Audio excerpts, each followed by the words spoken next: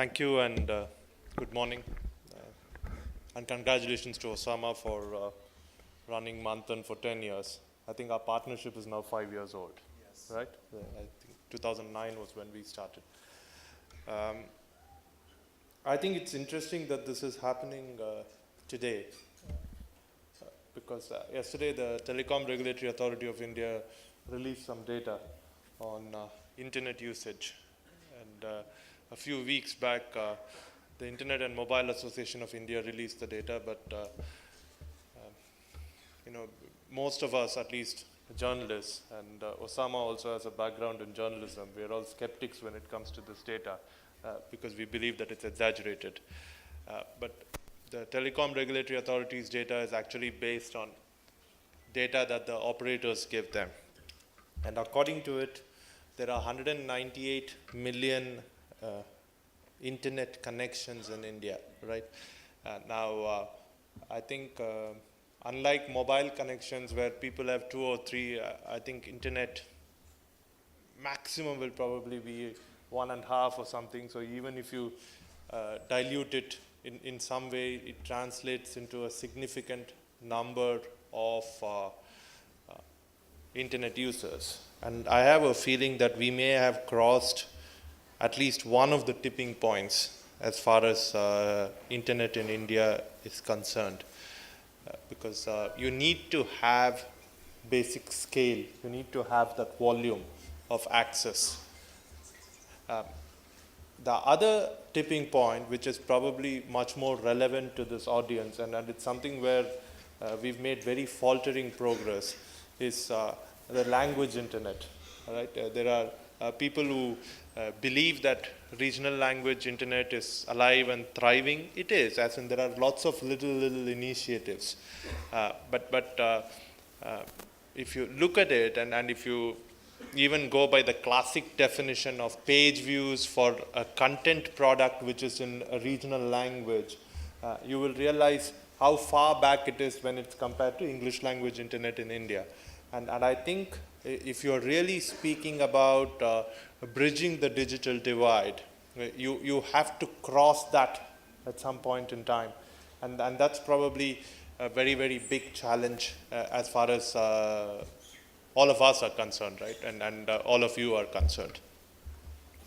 I think going forward, irrespective of whether it is one company or the other, what we will see with the launch of even more high-speed networks is a lot of information is going to be consumed, for want of a better word, through videos. Right? There is a video boom that is waiting to happen. 4G will make it happen. A lot of it will be non-linear. And the classic argument against this is people often tell me streaming speeds are low in India and everything else, which is fine. But how many people watch live video? Right? A lot of it is downloaded, some of it is downloaded over a significant period of time. And you'd be surprised at the kind of people who watch and what the programs are. For instance, the most fancy phone I've seen anywhere in my office building is with the lift operator. Right? He keeps changing his phone.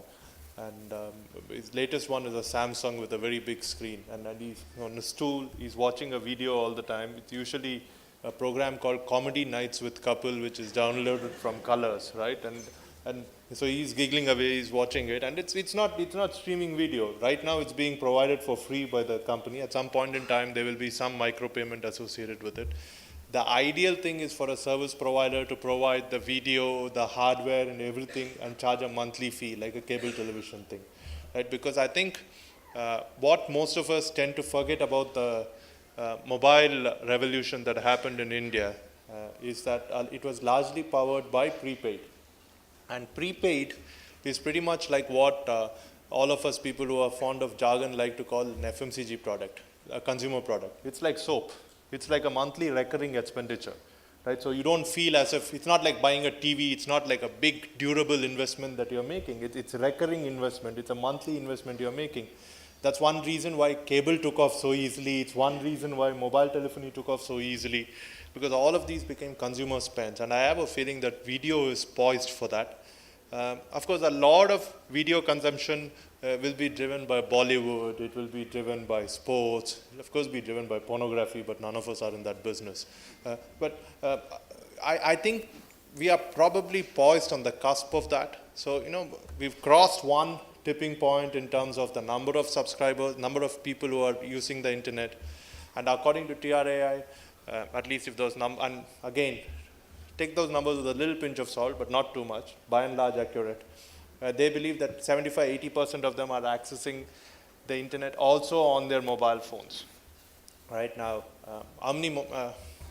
which obviously means a lot of people are accessing the internet on feature phones, because the number of smartphone users in India at this point in time, even if you look at the most bullish estimates, is around 70-80 million. So I believe that a lot of people are accessing. And what do these people use their phones for?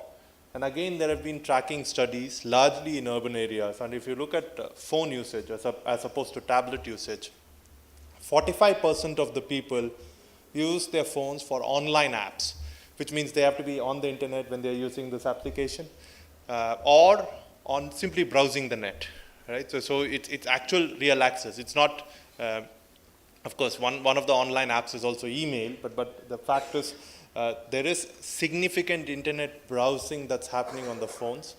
I think somehow we have to make sure that there is adequate spread of this in the hinterland. We have to make sure that there is enough of it happening in the regional languages, because please remember, television in this country, if you look at the channels, the real boom happened only when multiple regional language channels were launched. It didn't happen with one Hindi channel and one English channel. You had to have that regional language thing. And finally, this is a point I always make. We need to have sustainable business models, right? Grant-based business models, donation-based business models, charity-based business models do not work. Any initiative, even if it is done at a local level, by an NGO or any other organization of that kind, needs to be a self-sustaining social enterprise. Otherwise, there is no way it will survive, no way it will scale up. I'm going to end this with two requests. Both of them are directed at Osama, but obviously it's a collective effort, so we'll need a lot of help. The first one, I'd be very interested in finding out who the winners of 2003 were and what they're doing now. Right? It would have been good to have them here on stage, at least some of them who survived, and have they grown? Are they doing something else different? What kind of impact have they made in these 10 years? I think it's very, very important to track that. The big problem in this country across fields, it's true of journalism also, we have very poor historical and institutional context, and I think we need to track this, we need to find that. The second thing, and this is Osama's own idea, I hope he's working on it, but the poor man is doing so many things that I don't know whether he's been able to focus on this. Last year we discussed something called the Manthan Fellow, right? Which is go to companies and tell them, give us some of your best and brightest young people whom we can take for a year or even 6 months, put in one of these local areas where the Digital Empowerment Foundation has a project running, and give them a list of deliverables. And I think it will be a good experience for them. I think it will help in transforming those areas. With those thoughts, thank you and congratulations, Osama, once again.